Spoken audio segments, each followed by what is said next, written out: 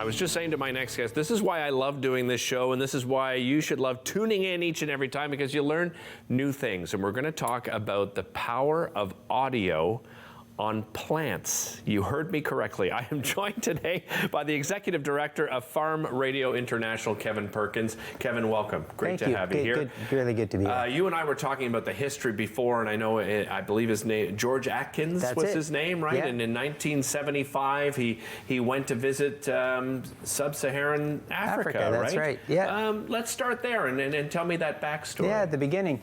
Well, George Atkins was a beloved farm broadcaster here in Canada for quite some time. He had a very popular noon hour show, did it for years, and really committed to farm broadcasting, the power of it, and thought how could he support this globally. So he organized a workshop in Zambia in Southern Africa, bringing together farm broadcasters from other Commonwealth countries, and to talk about issues they needed to cover on the air. Global warming was one of the themes they covered even back then. And then when he was talking to his fellow broadcasters from other countries, he'd inevitably say, "What was your last show about?" And the answers he heard were things like, it's how to maintain the spark plugs in your tractor. And then he'd say, "Well, how many of your listeners have tractors? I don't see too many tractors here." And he said, "Oh, 10 of our listeners have tractors." And he said, "Well, how many listeners do you have?" "Well, we have 9 million listeners."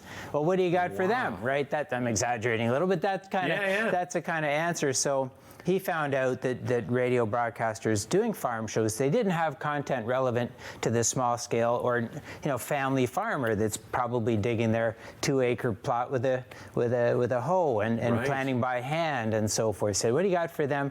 Nothing. So he decided to create this network that would jointly develop content that was appropriate for small scale farmers and share it south to south all over the global south. So we still do that today, but of course not on paper and packages, but we make it available on the web, scripts and resources, but we've evolved a lot since then too. Yeah, because I remember he would send, like 100 scripts down for people to go through on I just thought it was, just amazing and inspirational to care too that much, right, about, a country so far away. I mentioned, we're going to be talking about plants and how much they love audio and music in particular. That's it. Tell me some of the research behind this. Yeah, well, it's something that a number of plant scientists found, is that when plants are exposed to certain sounds, they grow better, they produce more, and so forth. And they experimented further and saw that certain kinds of music really stimulated more growth. And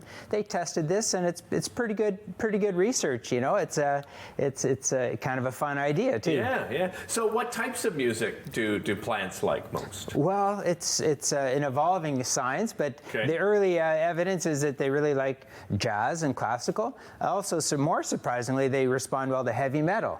So we thought, well, wouldn't it be great to compose something that blended a bit of all three, and also animal sounds or certain other sounds that seem to really be stimulative of growth. And then, Kevin, they did compose something. It's called what? PhotoSymphony? PhotoSymphony, the photosynthesis, switching out synthesis for symphony. We identified a Canadian composer, songwriter, musician. He's a flautist and he's performed with a lot of the big names and so forth, and a composer. And we wondered if he'd enjoy that challenge, and he did. He thought that would be an interesting assignment for a composer to write a symphony for plants. So he went about doing that and created a piece. And we're actually listening to just a little bit. So is it purely classical, or do you mix some jazz in there? Or oh, sure. It's heavy metal at all? A little heavy metal-y sounding. Okay. Yeah, I mean, it's not like you're tuning into AC/DC all of a sudden, but it's got some heavy metal sounds are parts of the symphony. And it opens up with some nice African rhythms as well, you'll hear in the beginning. So yeah, it's kind of enjoyable for very enjoyable. I like listening to it, and so do the plants, it seems. We were talking earlier, you mentioned that you've been involved for 17 years. What brought you to Radio Farm International? Well, I had been doing this work of community and international development, focusing a lot on agriculture, rural livelihoods. And I just heard about this organization that sought to do this using radio. And just from my own travels, I thought, that really makes sense. That's a practical approach, very cost effective. And so I really was always interested, and then had the opportunity to come and join as a staff member, so I did. Talk to me about some of the success that we've seen within this program that George brought those many years ago.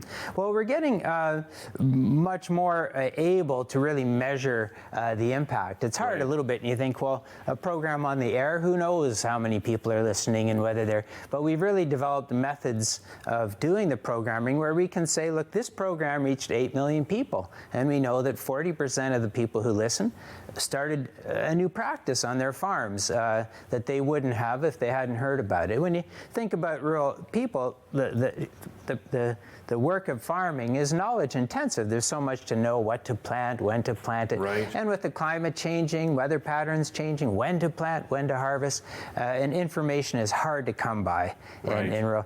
And so by using radio, you're really addressing, filling that gap, and people are just absorb the information and act on it right away. Are there some common themes that just in your 17 years that you still see that continue today? Climate change obviously being a big one. Any other themes that continue today? Yes. Well, weather advisors, but farmers often wonder, am I getting a good price for they have no idea. They're at the mercy of the buyers because they don't know what's a price I could expect for this this corn I've grown or these potatoes I've grown. So the radio program can say, look, here's the range of prices you can expect. So those are very popular.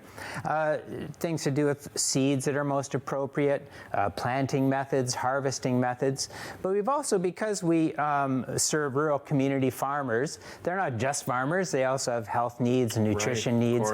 So more and more the programming we help our partners produce, because we work entirely with African radio stations and help them produce their shows. So there's more health, nutrition. It's a great success story. I really appreciate you joining us today, Kevin. Thanks so much. And you can download PhotoSymphony, by the way, at farmradio.org. We'll be right back.